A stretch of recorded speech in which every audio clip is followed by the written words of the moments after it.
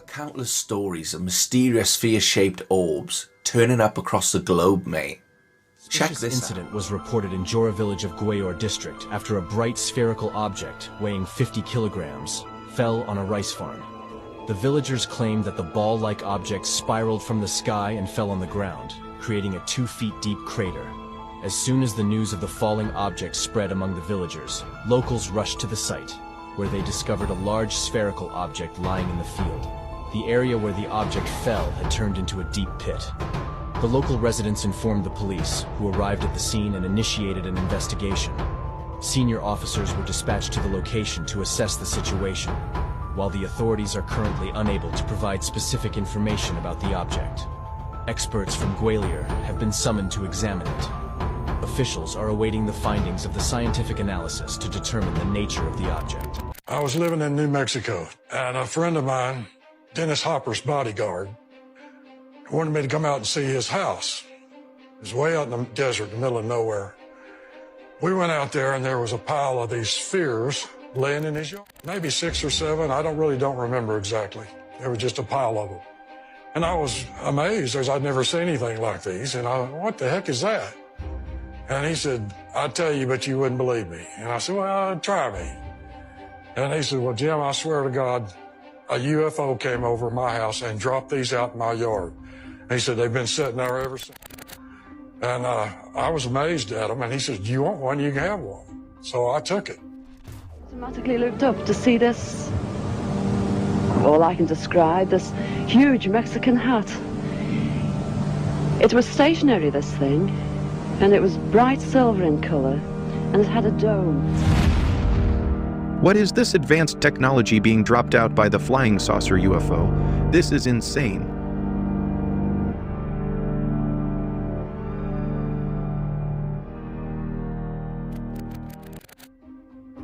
Well, I've had it for over 40 years, so I've seen it do some things that I can't explain. I was laying on my back, on my floor, and I was just mindlessly rubbing my feet on the sphere while I was talking to a friend of mine.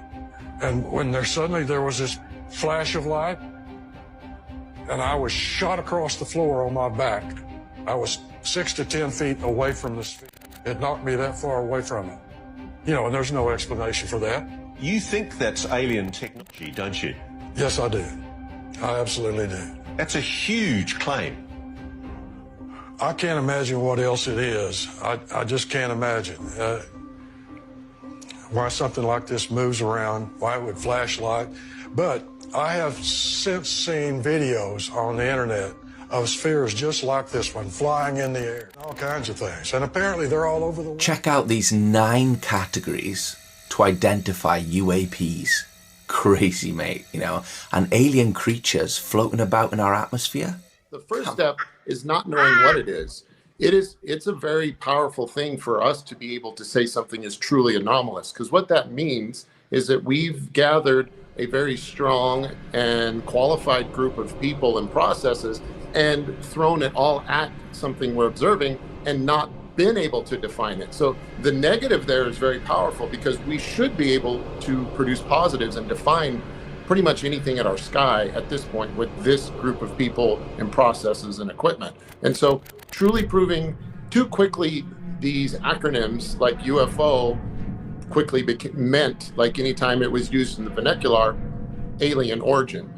We switched that up, and now we got UAP, and that's already evolved pretty much, I think, in people's minds as being alien in origin, and it's not. So to prove that something is truly an unidentified anomalous phenomenon is a great step, because it's not a blanket statement you throw out at everything. We actually are going through there's a process to be able to say, wow, we threw all this at this phenomenon and we can't define what it is. That's pretty exciting and interesting alone. What have you actually seen to date? Yeah, I'll tell you. So episode 2 that releases April 7th is going to be the first time we introduce one of our key members who runs our technology side of the house, what we call our technology operations group.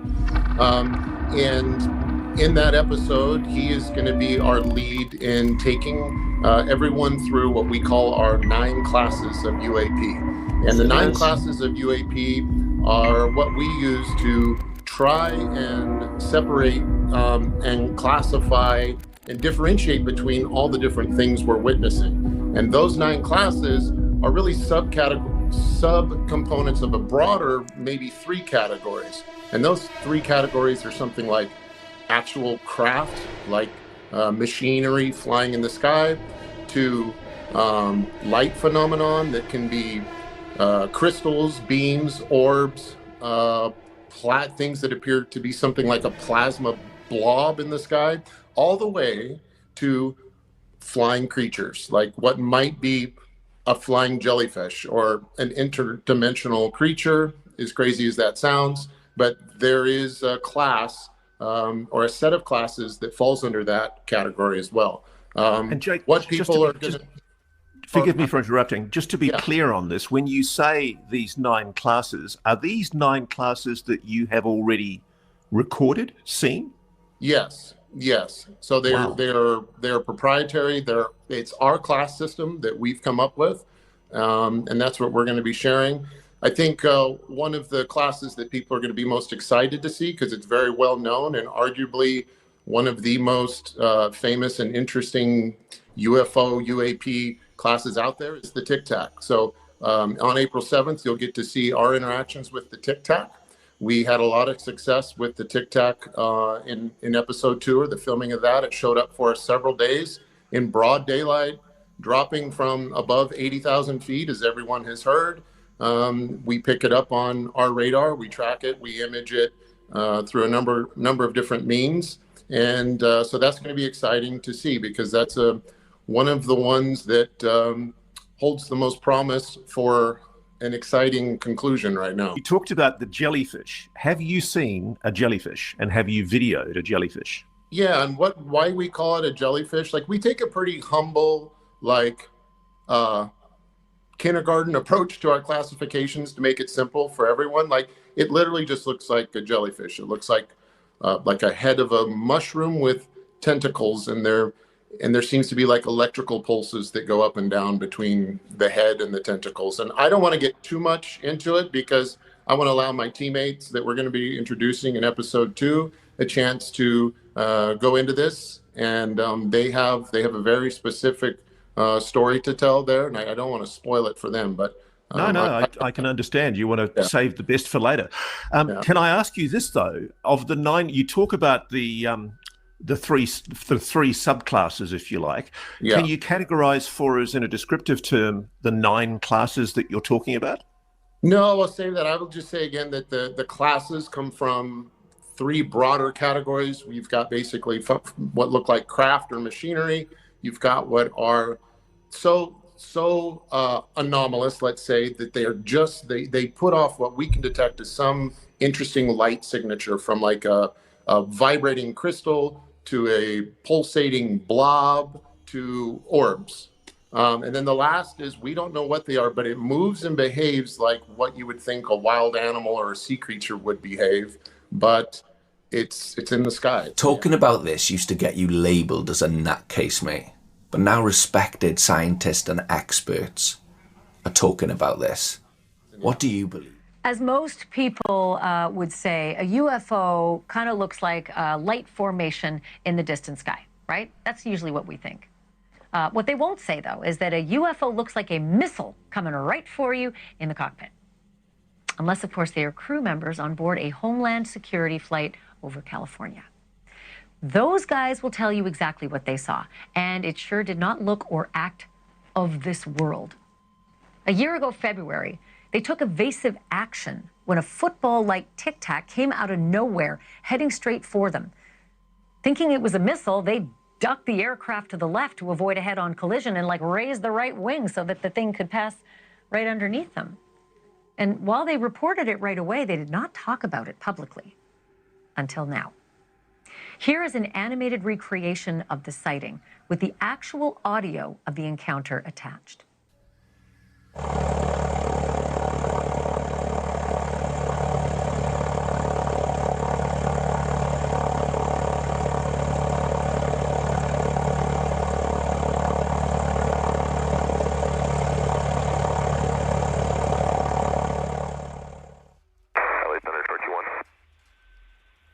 2-1, go ahead. It's not weird, but I just had something pass underneath my wing, maybe like a football-sized object right underneath our wing. Troy 2-1, Roger. Do you think it was a drone or? I have no idea. I got my sensor operator looking for it on the camera right now. We'll see if we can find it. But it's like a dark gray cylindrical object, and it was probably the size of a football, and it passed maybe 10 feet under our right wing. Troy 2-1, Roger. Thank you for the report. Keep me advised if you find anything else out. Yeah, we'll do. We're looking for it now. We got that animation from Ben Hansen, who's the host of UFO Witness on Discovery Plus. The people on that plane vouched for that animation, saying that is exactly what the incident looked like. Ben just interviewed a crew member, and Ben is here with me now live to talk about it. Holy cow. Wow, Ben, first of all, kudos to you for getting a crew member to talk, because that's one of the hardest things in this whole mystery, right, is to get somebody who's an actual witness to describe it, especially a reliable witness like these guys. But it's amazing that they described what they saw as thinking it was a surface-to-air missile. Yeah, so it was actually that first News Nation breaking news that we did with you that got them to connect with me. And I wanted to verify, because there is no video actually of this. They did try to attempt to video this with a camera that sits underneath the nose and the belly, but they didn't have time. I mean, this thing basically came at them at a 1 or 12 o'clock position, and first appeared as a glint, like a flash. And then in an instant, the pilot had looked down at what they call the TCAS, which is their scope that tells them other air traffic in the area, didn't see anything, looks back up. And within that about 2 seconds, the thing has closed the distance so quickly that he instinctively reacts. In his mind, he's thinking someone is shooting a surface-to-air missile at us. So he takes evasive action.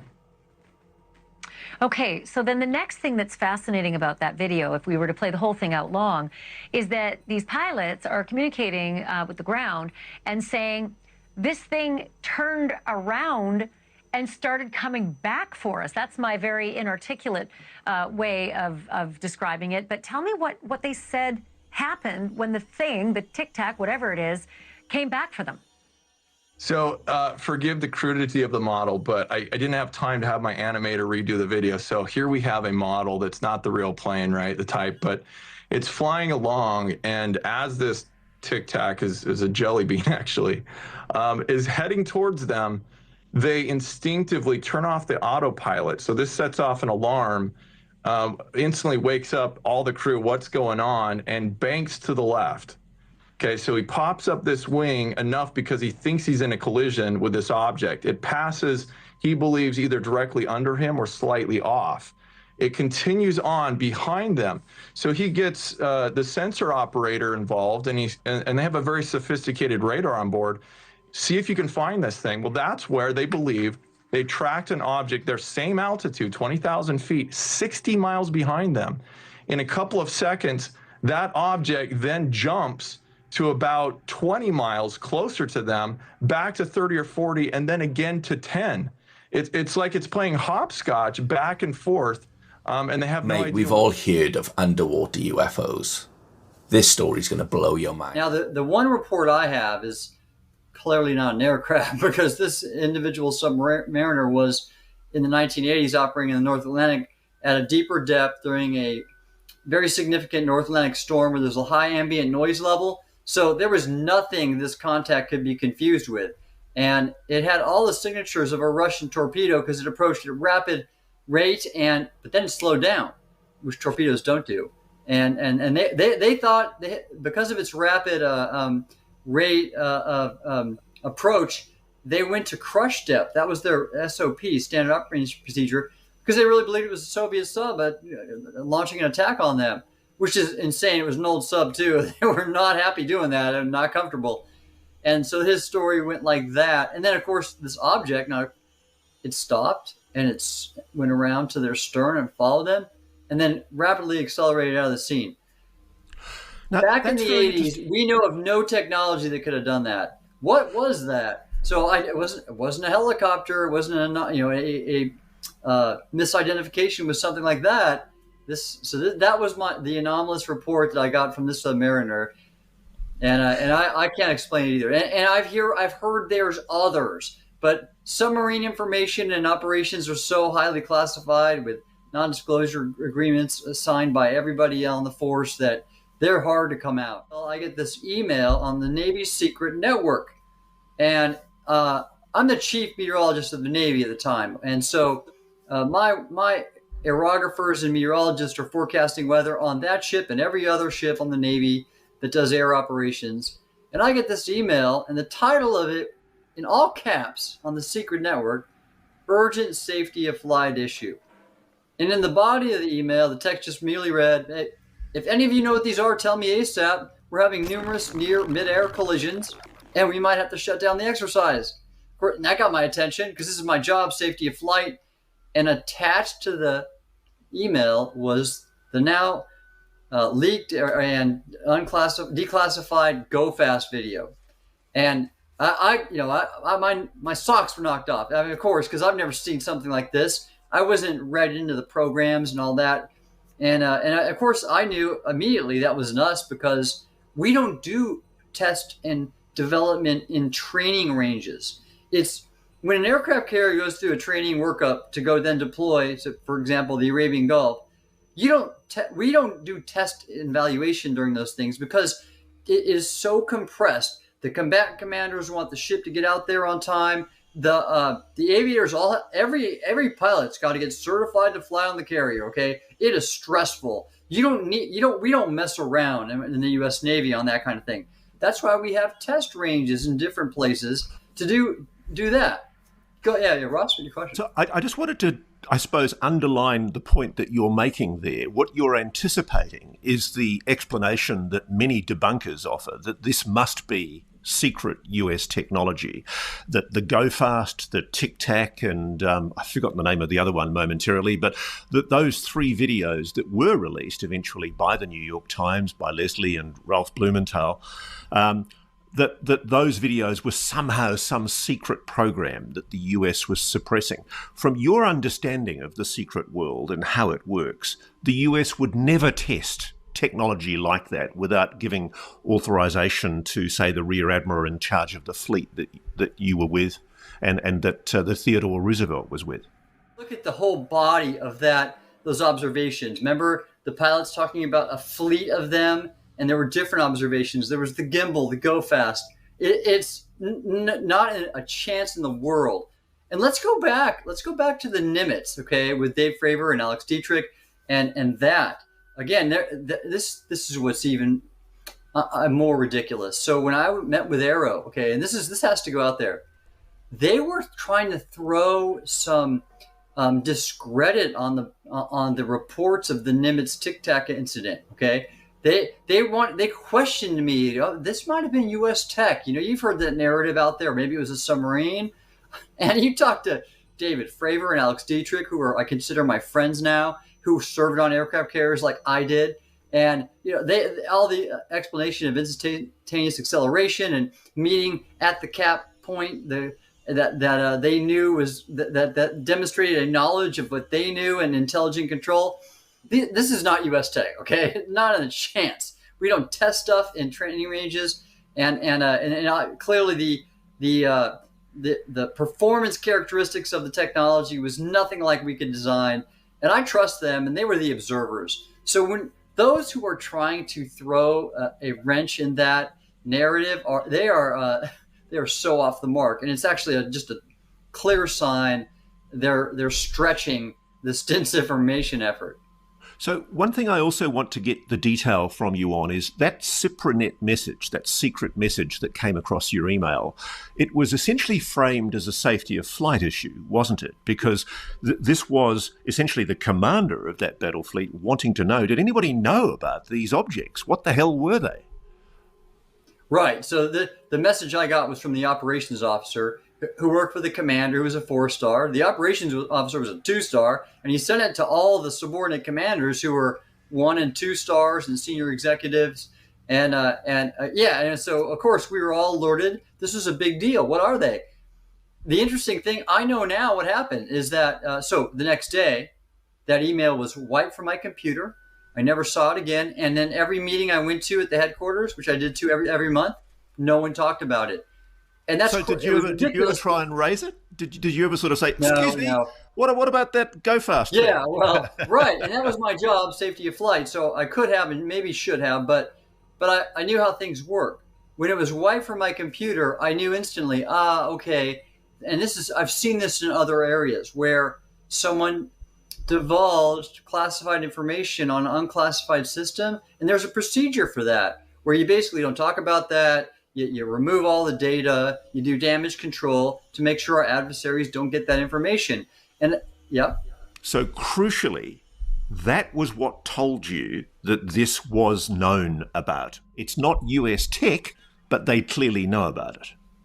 Well, I also have done a little research, so I'll tell you this. So it was white from my computer. At the time, I didn't know what agency had authority over that information, but I assumed it was under a special access program, and it was. And what happened is, through sources I have, that there was a concern that was there was a question. Was it adversary tech or was it unknown origin tech?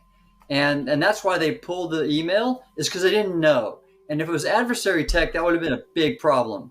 And so they didn't want it going out on a secret network when that should have been more classified, top secret, even compartmentalized if it was adversary tech. And so that's legitimate. That now I realize that's fair. It's still not good that the safety of flight issue that we the commanders, the admirals in charge of all the operations and the people had to basically shut up about it, and we forced the pilots to mitigate the safety threat on their own. And that's why I've come out, is that that's wrong. We need to openly acknowledge that this is out there, and not just in the military but civil. That's what Ryan Graves is doing with Americans for Safe Aerospace, and I'm on his advisory board. Is we just got to open up and be clear-eyed about the safety concerns, the security concerns, and the potential benefits in terms of research and when does this story hit the mainstream news? No one's really talking about it, mate.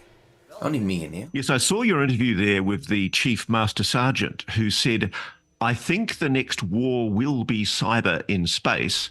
And then she went on to say, it's not just war in space and aliens coming. Yeah. People shooting like Star Trek. What do you mean, not just? I'm having a bit of fun here, but I mean, really, it appeared to contemplate the possibility that part of this is being prepared for the possibility of engagement with something else. Yeah, it's interesting. I went into this really wanting to get the answer to that question. Of course, I've followed all of your UFO reporting and done a little bit of it myself. And I was very interested in what they knew about UFOs because they have surveillance in space really unlike anyone else. I mean, they can see, again, they'll only tell us so much, especially when it comes to the equipment and the satellites they have. But, you know, they say they can see 22,000 miles, maybe even more into space. And they've got an entire unit of Space Force. Their entire job around the clock, 365 days a year, is just monitoring space and monitoring every single little object that they can see. So, of course, I was interested in, like, do you ever see unidentified objects out there? And they were very quick to shut me down. They do not want to talk at all about UFOs or aliens or anything like that. They just kept going back to their entire mission being national defense and you know, threats on Earth, like mainly like China and Russia. So they're not denying it. They didn't categorically deny that they're seeing anomalous objects in space. They just didn't answer the question.